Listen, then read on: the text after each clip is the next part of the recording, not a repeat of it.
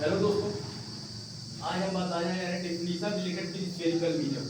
गोलीय दर्पण क्या होता है, इससे संबंधित कितनी परिभाषाएं होती है। वैसे जो मिरर होता है, मिरर को हम इंग्लिश में क्या बोलते हैं, मिरर को बोलते हैं दर्पण।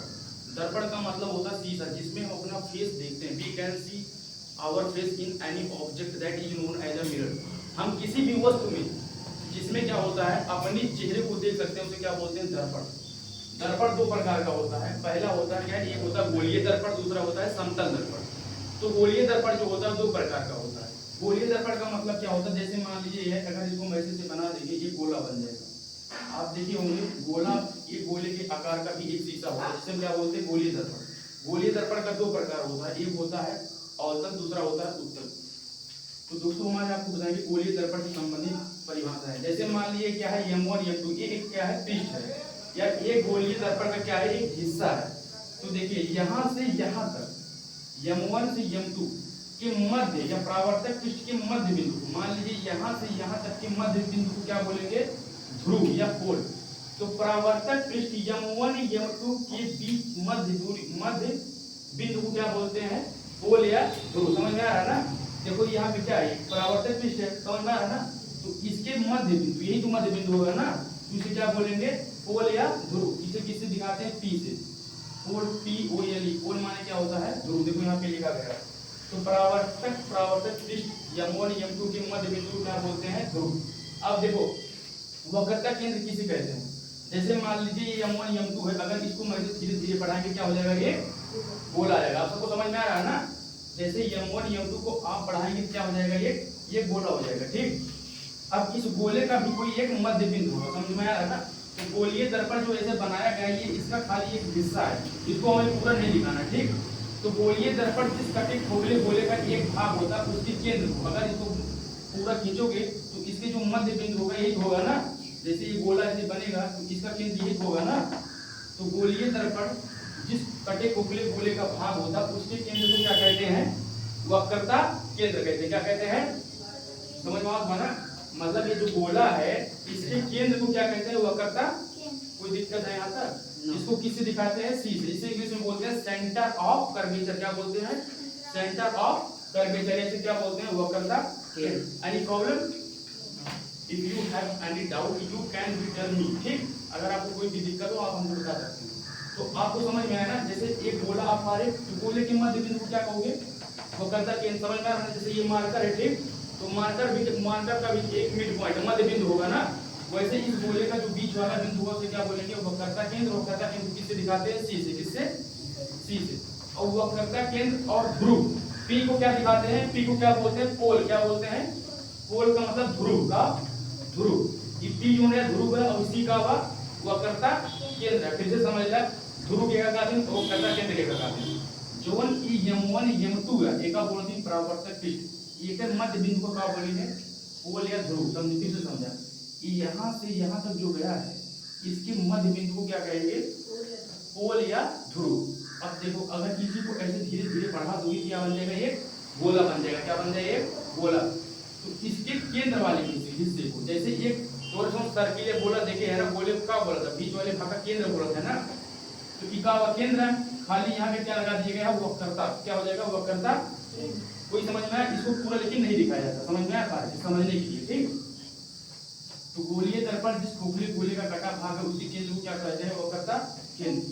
अब ध्रुव ये क्या है, और ये क्या है, तो ध्रुव और वक्रता केंद्र को मिलाने वाली जगह को क्या कहते हैं, मुख्य अक्ष कहते हैं। क्या कहते हैं, मुख्य अक्ष। ध्रुव और वक्रता केंद्र, ध्रुव और वक्रता केंद्र को मिलाने वाली जगह को क्या कहते हैं, वक्रता केंद्र। जैसे यहाँ P और C से एक लाइन खींचा हुआ ना, एक का कहेंगे मुख्य अक्ष। मुख्य अक्ष को इंग्लिश में बोलते हैं प्रिंसिपल एक्सिस। क्या बोलते हैं, प्रिंसिपल एक्सिस। अब देखो मुख्य फोकस किसे कहते हैं, क्या बोलते हैं, मुख्य फोकस किसे कहते हैं। देखो मुख्य फोकस किसे कहते हैं, जैसे मान लो किसी के सामने क्या हुआ, जैसे मान लो कोई प्रकाश की किरण आ रही है, ठीक है। अगर मान लो यहाँ से कोई प्रकाश की किरण ऐसे आई, टकराई, ठीक। तो टकराने के बाद क्या होगा, ऐसे वापस लौटेगा ना। बोलते हैं जब कोई प्रकाश की किरण, जैसे ये क्या है, मुख्य अक्ष है ना, P से C तक जो लाइन खींचा गया है क्या है, मुख्य अक्ष है ना। तो मुख्य अक्ष के समांतर ये क्या है, एक लाइन समांतर आ रहा है ना। तो मुख्य अक्ष के समांतर आने वाली प्रकाश की किरणें परावर्तन के पश्चात जिस बिंदु से गुजरती है उसे क्या बोलते हैं? फोकस। क्या बोलते हैं? जैसे कि P और C का मुख्य अक्ष है ना, एक समांतर एक प्रकाश आवत बा, एक प्रकाश आवत बा। तो ये प्रकाश परावर्तन के पश्चात जिस बिंदु से गुजर रहा है, यही गुजर रहा है ना, इसे क्या बोलोगे? फोकस। क्या बोलोगे? फोकस। कोई दिक्कत हो यहाँ बताओ? कौन दिक्कत? तो मुख्य अक्ष के समांतर आने वाली प्रकाश की किरणें जिस बिंदु से गुजरती हैं उसे क्या कहते हैं? फोकस। क्या बोलते हैं? मुख्य। Any problem? नो। अब देखो यहाँ P से लेकर C तक की दूरी को, ध्रुव से लेकर वक्रता केंद्र की दूरी को क्या बोलते हैं? वक्रता त्रिज्या बोलते हैं। क्या बोलते हैं? देखो ध्रुव से वक्रता त्रिज्या पे लिखा गया, वक्रता त्रिज्या किसे कहते हैं? ध्रुव से वक्रता केंद्र तक की दूरी को क्या बोलते हैं? वक्रता त्रिज्या। P से C तक की दूरी को क्या? P से C तक की दूरी को क्या कहते हैं? वक्रता त्रिज्या। इसे R से दिखाते हैं। किसे दिखाते हैं? मतलब यहाँ से लेके यहाँ तक की जो दूरी रहेगा क्या तो दिखाएंगे? वक्रता त्रिज्या। कोई प्रॉब्लम है? नो। मेरे भाई ये P है, ये M1 M2 के बीच वाले को ध्रुव बोलते हैं, और एक गोला जो पार हो गई उसके केंद्र को वक्रता केंद्र, वक्रता केंद्र से यहाँ देखो वक्रता केंद्र से और ध्रुव तक की जो दूरी से क्या कहेंगे? वक्रता त्रिज्या। समझ में आ रहा है ना? P से C तक की दूरी को वक्रता त्रिज्या कहेंगे। इसे किससे दिखाते हैं? R से। किससे? R से। अब देखो फोकस दूरी किसे कहते हैं? मुख्य फोकस। समझ में आ गया ना? जैसे देखो ये मुख्य अक्ष है, P से C तक की को मिलाने वाले को क्या कहते हैं? मुख्य अक्ष कहते हैं ना। मुख्य अक्ष के समांतर आने वाली प्रकाश की किरणें जिस बिंदु से गुजरते हैं क्या कहते हैं? फोकस। क्या कहते हैं? फोकस। तो P और S की दूरी को क्या दिखाते हैं? P से S तक की दूरी को क्या दिखाते हैं? फोकस दूरी। क्या? फोकस दूरी। P से S तक की दूरी को क्या कहते हैं? फोकस दूरी। फोकस दूरी का सूत्र होता है, यह बराबर क्या होता है? R बटे क्या होता है?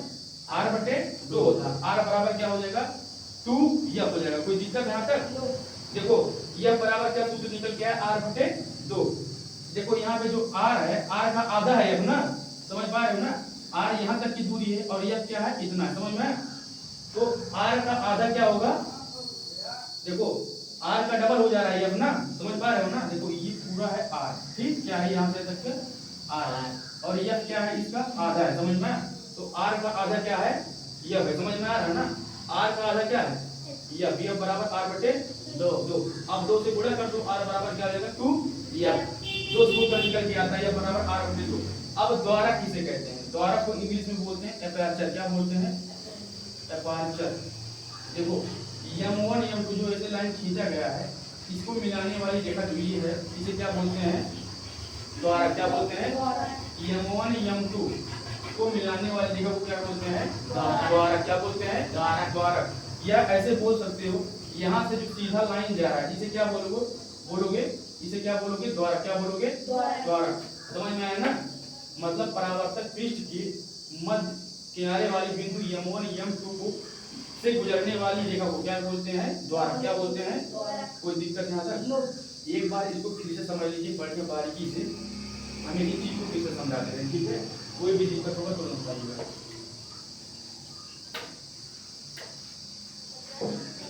जैसे मान लीजिए क्या है? दर्पण। क्या है? दर्पण। ठीक, बोलिए दर्पण का इसको पढ़ाओगे एक गोला हो जाएगा, ठीक? तो यहाँ का ये क्या है? परावर्तक पृष्ठ जिसे मान लो M1 और क्या मान लो? इसके मध्य वाले बिंदु को क्या बोलोगे? P या ध्रुव। समझ में? पोल बोलते हैं। P को मतलब पोल। क्या? P माने पोल। पोल को हिंदी में ध्रुव कहते हैं। इसे किससे दिखाते हो? P से। अब इसी गोले को ऐसे धीरे धीरे बढ़ाओगे क्या बन जाएगा? ये गोला बन जाएगा, और इसका एक केंद्र होगा, इसे किससे दिखाएंगे? C से। समझ में आ रहा है ना? तो गोलीय दर्पण जिस खोखली गोले का कटा भाग होता है उसे क्या कहते हैं? वक्रता केंद्र कहते हैं। क्या बोलते हैं? वक्रता केंद्र का कितना दिखावती? C से। कौन दिक्कत बा? वक्रता केंद्र को किससे दिखाते हैं? C से। कोई प्रॉब्लम? नो। अब ध्रुव और वक्रता केंद्र को मिलाने वाली रेखा को क्या कहते हैं? मुख्य अक्ष। क्या कहते हैं? मुख्य अक्ष। मुख्य अक्ष मतलब PC है वो क्या है? मुख्य अक्ष। क्या है? मुख्य अक्ष। PC क्या है?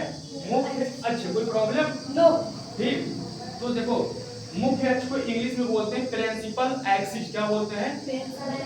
प्रिंसिपल एक्सिस बोलते हैं, ठीक? अब देखो इसमें क्या होगा? P से C तक की दूरी को, ध्रुव से वक्रता केंद्र की दूरी को क्या कहते हैं? वक्रता त्रिज्या। क्या कहते हैं? ध्रुव से वक्रता केंद्र की दूरी को क्या कहते हैं? वक्रता त्रिज्या। इसे किससे दिखाते हैं? आर से। किससे दिखाते हैं? आर से। आर से। अब फोकस किसे कहते हैं?